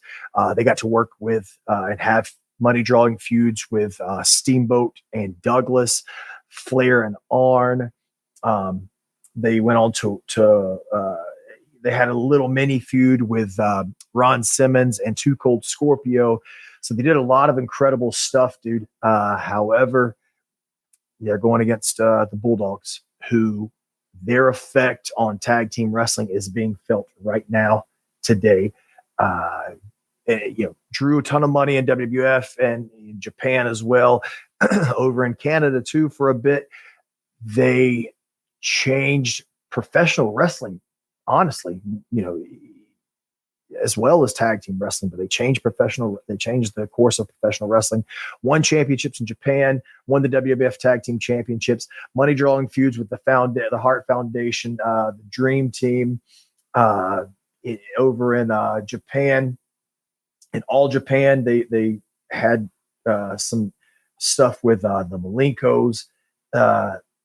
Before that, in New Japan, they were working with the top guys from Fujinami and my God, I cannot believe I'm forgetting. This is just slipping my mind because I'm talking so fast.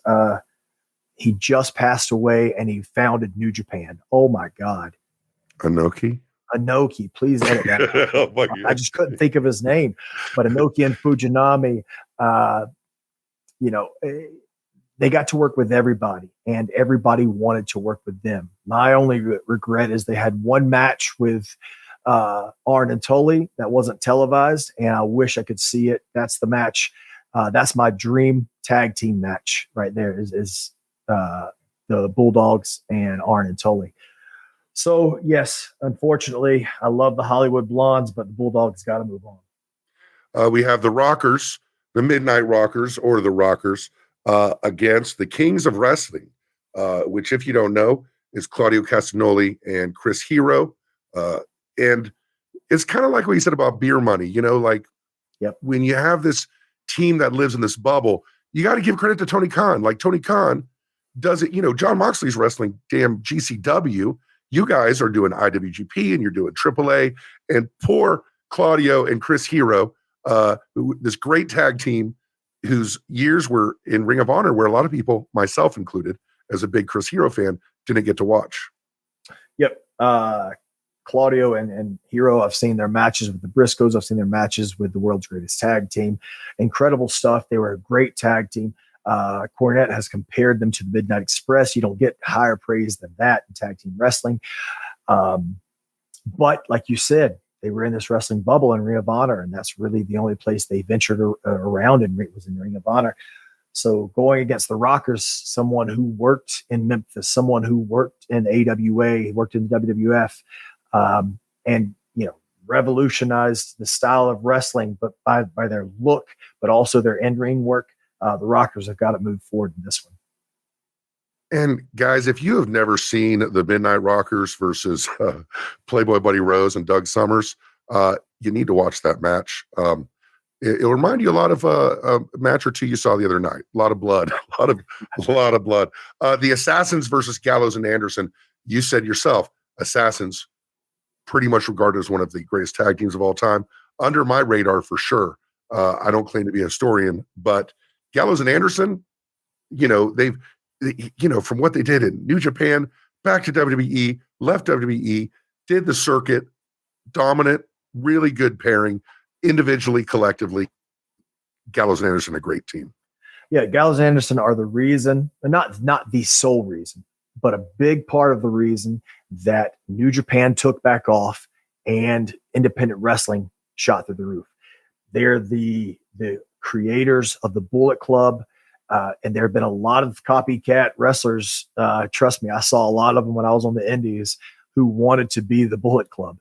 So they, I think 3-time IWGP Tag Team Champions. Could be wrong about that. Maybe it's 2. But IWGP Tag Team Champions. I also think they were 2-time Raw Tag Team Champions because they beat us. So I know that for sure. But yeah, man, they drew money in Japan, drew money in these on independent circuit as well, changed the course of independent wrestling and helped change New Japan's business too. But the Assassins, I haven't seen too much of their stuff. I've seen some of the matches with Gino and Tully, which was incredible. I've seen some of the clips of things that they would do, but apparently from what I understand, they were the quintessential heel tag team. And at the time, they were sneaky and got heat at the right time. They didn't claim to be badasses, but when the time came, they could be badasses. Masked tag team as well, which was revolutionary at the time. So everything I understand, all the research I've done, and the people that I believe the Assassins one of the greatest ever. So I'm gonna have to put the Assassins. And here's a matchup. I don't know if we ever got it, but they kind of were in the same areas at the same time. Miracle Violence Connection against Muto and how do you pronounce Hase? Hase, yep. Hase. All Japan, all over Japan. Miracle Violence Connection. Man, talk about them a little bit. So Miracle Violence Connection was Dr. Death, Steve Williams, and Terry Bam Bam Gordy, a team that I admire. I love. An incredible tag team, drew a ton of money in Japan, also came over to WCW for a stint, drew some money with the Steiners, and had a couple of months here in WCW. But the time they had in WCW, they made a huge impact on the U.S. audience as well. They were in All Japan. Muta and Hase were in New Japan, so those two never crossed paths. And Muta and Hase, again, New Japan wasn't known for the tag team wrestling, especially at the time. But Muta and Hase were a money-drawing tag team, had incredible matches with Bam Bam and Vader. If you haven't seen those matches, please go back and watch those tag team matches. But as far as tag team wrestling goes, Miracle Violence Connection, MVC, Dr. Death, and Terry Gordy, they're going to move on because of their influence on the business, the matches they had, and again, longevity too. They were a lot longer than Muta and Hase. We've gone through our second bracket. We might try to get through the third and fourth if we can, maybe a little quicker. We spent a lot of time in depth. We'll go in depth next time on the next brackets. LOD versus Santana Ortiz /LAX. Yep, love Santana and Ortiz. Unfortunately, they had a short stint in AEW. Other than that, they were in Impact Wrestling. But they were a team for a very long time. Had some incredible matches. We had some incredible matches with them. I love them so much as a team, as individuals. But God dang, dude, it's Legion of Doom. Come on, it's the Road even they would say, come on, what I'm saying. The Road Warriors, Legion of Doom, move on. Lucha Brothers versus DX. Now, as I understand it, this is the DX that has Shawn Michaels and Triple H as a tag team. Yeah. So again, that's a revisionist history kind of thing with WWE. However, they were a tag team for a long period of time. Obviously later on in their career, they were a team, a bit too in the inception of DX, but more so later on. They became tag team champions too, worked with some tag teams, obviously money drawing feuds. But I'm going to have to go with Lucha Bros, who have traveled the world. They've changed the style of tag team wrestling, or they have a style of tag team wrestling that a lot of people try to copy and that a lot of people want to do, but can't do it correctly. They look the part, they dress the part. They have this, especially Penta, they have this like unspeakable kind of, you don't understand how or why, but charisma that just oozes from both of them, but especially Penta. And they're not done. They've got a lot more to go. So this may ruffle some feathers, but please go back and read the research on DX and tag team wrestling. Obviously, we're not talking about Triple H and Shawn Michaels as individuals. I think Lucha Bros move on forward. Demolition versus Red Dragon, O'Reilly and Fish. No disrespect here either, but because Undisputed Era, all the stuff they did is great, but you can't dispute Demolition, who shook off the chains of being LOD ripoffs to become a very established legendary tag team. Right, dude. Demolition up until New Day, broke the record, and more recently the Usos. They were the longest reigning tag team champions, 3-time tag team champions, money drawing feuds with the Hart Foundation, Legion of Doom later on in their careers. Before that, Haku and the Barbarian. And Strike Force as well. The Brain Busters, a huge money drawing feud there. Great matches too. Incredible in-ring workers. A lot of people a lot of fans, especially newer fans, may not correlate the two, Demolition and great workers, but dude, especially, both of them, don't get me wrong, but especially Bill Eadie. What a worker. When he became Axe, he just became this meat chopping badass, but he still was a great in-ring worker. But if you look at his Mass Superstar run, he could do anything, dude. For sure. So, as much as I love Red Dragon, I think they're a great tag team. They never had the opportunity to shine on mainstream television, mainstream wrestling. I know they were with NXT, but at the time NXT wasn't mainstream. They finally got the chance, or finally would have had the chance, and did have a little bit of an opportunity with AEW, but unfortunately they both got injured. And now Fish is with Impact Wrestling. And, so that's the reason that we're going to send Demolition on to the next round. Usos versus the Blackjacks. Blackjack's great in the 70s, dude. Changed perception maybe a bit of tag team wrestling in New York. Two guys who looked exactly alike. They looked the part. They dressed the part. Bobby Heenan was their manager. Multi-time tag team champions, drew a shit ton of money. But we are talking about the Usos, who have been a tag team since 2010. Ton of money drawing feuds. Just recently, their biggest money drawing feud, where they're going to be one of the main events in WrestleMania. It's crazy, yeah. Go on last or not. If they're building towards Sami Zayn and Kevin Owens against the Usos, it's going to be one of the main events. Multi-time tag team champions, longest reigning tag team champions in WWE history. Twin brothers, oozing charisma, look the part, dress the part. Incredible in-ring wrestlers. So we're going to send the Usos on. And as we record, the Usos had one of the best Raw closing segments ever last night with Sami Zayn. So it looks like they're headed in some kind of direction. Good for them. Arn and Tully versus the Quebecers. Quebecers, Rougeau brothers. Are you kind of including them in the same mix, or no? Because they're different. Yeah, they're different. Right. You even mentioned the Rougeaus to me, that you thought maybe they should be in here. Right. However, the Rougeaus never were in a money drawing angle. They did have a house show run with Hart Foundation mid 80s. And then later on, they had a house show run with the Rockers.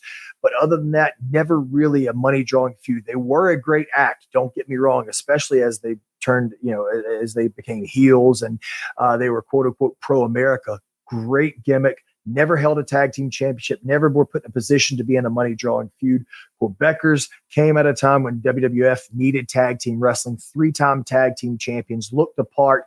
As the Quebecers, they had the charisma, great in-ring work as well.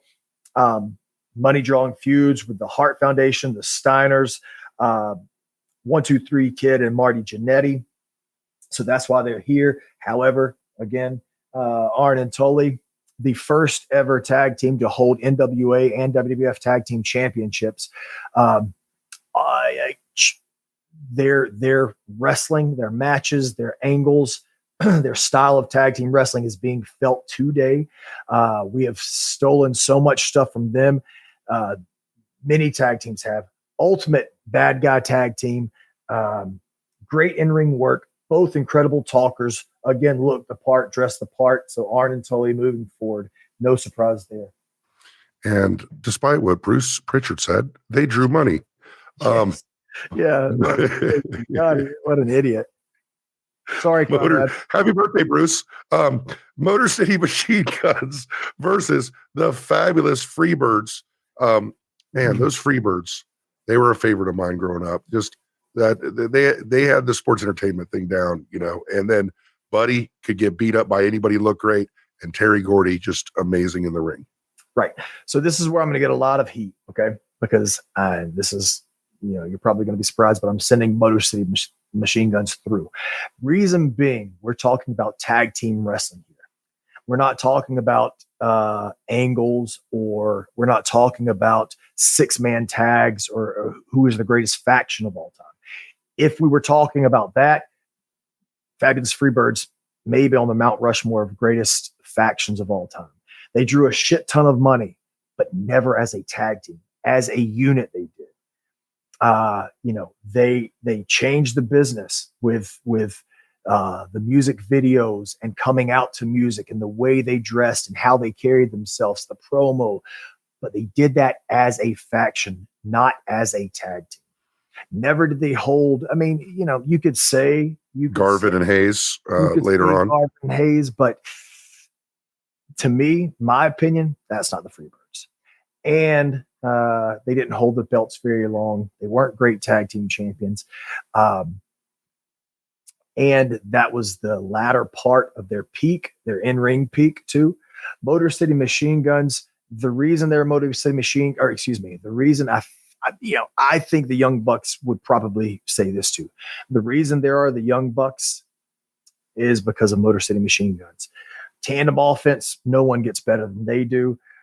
Fast-paced matches. They unfortunately, they only got seen mainstream in America for TNA, but they did travel to Ring of Honor. They did travel to TNA. They went to Mexico. They've gone to Japan. They've won belts everywhere they've gone, and their influence is felt right now, today, them saying that. So that's why I will send them on in the tag team tournament. And I think Alex Shelley's great, but Chris Sabin is one of the great what ifs in the history of wrestling. Yeah. If he didn't get the injuries he did. Fabulous Kangaroos versus the Golden Lovers, one of the greatest feuds in the history of wrestling. Really think about it. I have no knowledge of either one of these teams much. I know a little bit about the Golden Lovers, but I'd say the Fabulous Kangaroos were dominant for a long time, right? Yep. So the Fabulous Kangaroos were from Australia. They had a manager as well. They were a complete package. They had these what are the gimmicks where you throw them and they come back to you? What are they called? You know what I'm talking about? Boomerang. Yeah. They had these little boomerang gimmicks, and they were a great heel tag team, from what I understand. Sorry, D. My brain just doesn't work ever. CTE. There we go. I'm just kidding. Relax. Golden Lovers, I don't know too much about them, but I do know apparently they had incredible matches in Japan. They were together for quite a while. They made quite a story and quite an angle as well. Yes. Yeah. Had a huge impact in Japan, but they're facing what tag team wrestling is based off of, and that's the Fabulous Kangaroos. So the Kangaroos are going forward here. And our headline match for this bracket, the Briscoes, Jay and Mark, against Ricky Steamboat and Jay Youngblood. Wow. The ultimate, this is really the ultimate match right here. What a match this would be. Yeah. for sure. The dream match. Briscoes were a team for 20 years, and they went all over the world, and they won belts all over the world. Ushered in a new style of tag team wrestling, made you believe that they were badasses, and thankfully, calm down. All right. And thankfully, actually, I just got a text from Mark this morning to me and Cash. Well, it was from last night, but my old ass was asleep. And he sent us this incredible text message. And they talk back and forth because they're not old ass people like me. But I just woke up this morning and checked my phone and saw the messages of love and respect they were sending back and talking about Jay. And it was great to wake up to that. But I think the feud the Briscoes will always be remembered for, so will we, is going to be FTR Briscoes. And it drew money, maybe not WWF money, you know what I mean? But as we've talked about, Supercard of Honor, when that match was announced, tickets shot through the roof, buy rate shot through the roof. Same thing with, we set a record for Ring of Honor with the 2 out of 3 falls match at Death Before Dishonor, ticket sales and pay-per-view buys there. When that match was announced, shot through the roof again. The dog collar match, again, helped sell a shit ton of pay-per-views for Ring of Honor, shit ton of seats, and also is critically acclaimed as one of the greatest tag matches of all time. I'm fortunate to say that. I'm not saying that as any kind of egotistical maniac. I'm saying that I'm because I'm proud of it. Steamboat and Youngblood, my biggest dream opponents of all time. That's who I would love for me and Cash to face. Oh, wow. What a great team they were. Incredible tag team. With a great run, like a 4-year super solid in a very competitive area. What a great team. Drew a shit ton of money with Sarge and Cornoodle. Drew a shit ton of money with the Briscoes. Funny enough, right. Was here. But a great tag team, incredible babyface tag team, quintessential babyface tag team. Before Rock and Roll Express came along, they were the best tag team, especially in the ring, and maybe the best still in the ring of all time. But their matches were phenomenal. They went to Japan too and did pretty well in Japan. But longevity, influence on the business, matches, charisma, money drawn, at least in the parameters they had. The Briscoes, they traveled the world, went to Japan, won championships there, Ring of Honor. They won championships in Impact Wrestling. If things could have been better, they would have been champions in AEW and WWE too. If things could have worked themselves out, I'm going to send the Briscoes forward in this one. All right. We are out of our third bracket. I guess we'll do a little rapid fire to finish the fourth bracket. So that we can finish out on time.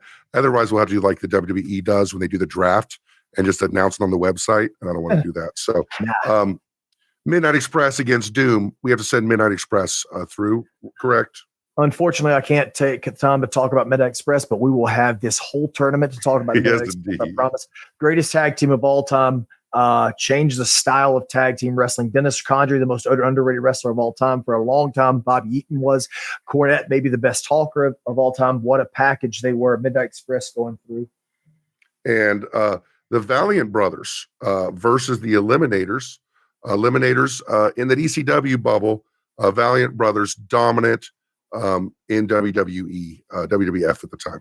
Yes. Unfortunately, Eliminators, like you said, were in the ECW bubble. They did change they did bring in a style of tag team wrestling that had been adopted after they left.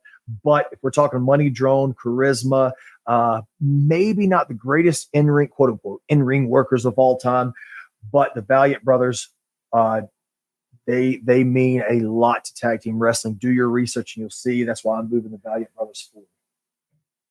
And the next matchup on our fourth and final bracket is the Holy Demon Army against a tag team that got a little bit of flack from what we put up, the Bushwhackers, but the Sheepherders kicked ass, y'all. Like, check out some Sheepherders shit, because that is not the Bushwhackers.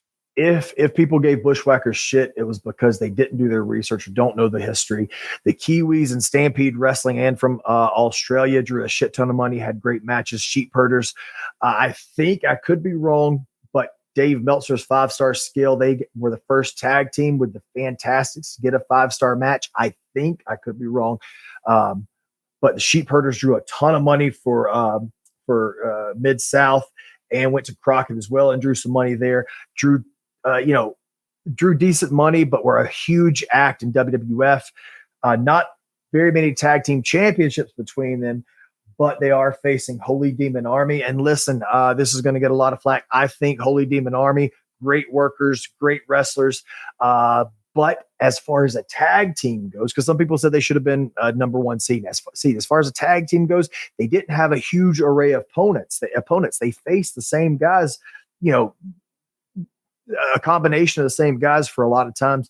But I will see it send Holy Demon Army on.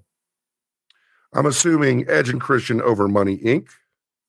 Yeah, that should be a close one, but Money Inc. wasn't a team for very long, maybe a year or so. Edge and Christian obviously introduced TLC, had incredible careers, drew a ton of money as a team, as individuals. So it could go either way, but I'll send ENC as well.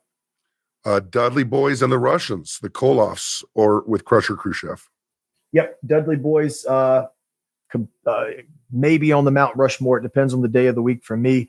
IWGP Tag Team Champions, ECW Tag Team Champions, quote unquote WCW Tag Team Champions, and WWF Tag Team Champions. Drew a ton of money in the WWF. Drew money for ECW as well. TNA Tag Team Champions. I don't know if I mentioned IWGP, but yes. So yes, we're going to send the Dudleys through with that. Harlem Heat against the Fabulous Ones. Don't sleep on the Fabulous Ones. They were a great tag team, but also kind of, a little bit in that Rock and Roll Express, Fantastics kind of afterglow as well. And Stan Lane went on to become part of the greatest tag team of all time too. And Steve Kern went on to do a lot of things. Real quick though, they were not in the afterglow of Rock and Roll Express and Memphis. Oh, they were before. Rock and Rolls came after. That's the only place Rock and Rolls didn't really get over as much as they had everywhere else. The thing is, Fabulous One stayed in one territory for a little bit of time, drew a ton of money, but however, for tag team wrestling, Harlem Heat's got to go through because of their contributions to the business as a tag team. So we're going to talk about these winners at another time as well. The Addiction, Kazarian and Daniels, SCU, whatever you want to call them. I guess SCU includes Scorpio, but against Patterson and Stevens, of course, if you ask Meltzer, you ask Cornette, you ask old school guys, Patterson and Stevens is it. Yep. I don't think Addiction will have a problem with me saying that. They had a great run in Ring of Honor, a little in TNA as well, a little bit in AEW, but Patterson and Stevens completely changed the business as far as tag team wrestling goes. And we're going to send them on. And the Addiction is the only tag team today, guys, that I have played music with. Wow. Because I played a gig with Frankie. Frankie plays bass, and he's good, and he's a great guy too. And our final matchup, the New Age Outlaws against Adonis and Murdoch. Now, of course, New Age Outlaws, they fed off of the energy of the larger DX faction. Adonis and Murdoch, big favorite of mine, but short run.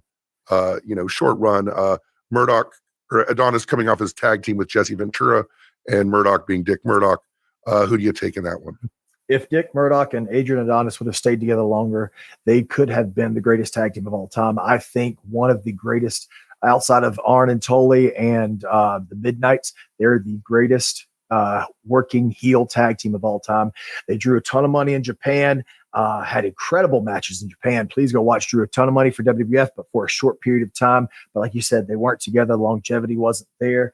New Age Outlaws drew a ton of money. Great team. Incredible tag team, incredible chemistry, incredible charisma, worked together for a long time, multi-time tag team champions, Hall of Famers as well as a team. So they're moving on. Ultimate talker and worker team, really, really great team. So that finishes the first round. We got it through. We got all 32 matchups done. If you agree, if you disagree, interact with us online. Of course, Dax is at Dax FTR on Twitter. I'm at MacFin Music. Follow the show on all social medias at FTR with Dax. Most importantly, though, come to the live show, March 30th, Los Angeles, Mania weekend. We made the announcement. Wardlow is joining us. So it's Wardlow, Sean Spears, Cash Wheeler, Powerhouse Hobbs, Dax Harwood, Tequila. I'm there too. Probably some surprises. We're going to have a great time. Go to FTRwithdax.com for tickets. And FTR's back. So hopefully we'll see him on Dynamite tonight, and we'll see him beat the hell out of the Guns. Hopefully, Dax, you don't hit him so hard you bust open your other eye. Well, there's a receipt coming, obviously. So at least I let him know. At least I let him know publicly there is a receipt coming. Thank you, fans. I love you guys so much. The respect and the admiration you have for me is 10 times given back to you. I enjoyed this podcast. Thank you for allowing me to do this. Thank you for allowing me to take care of my family. I can't wait to see you at the live show. And I can't wait to see you in the future of FTR. Wherever that is. And we're going to finish this bracket by the end of March. We will have a winner. We don't know exactly. Me and Dax aren't really planners, but we're going to figure this out. And we're going to figure out what we're going to do next week when you join us again on FTR with Dax Harwood.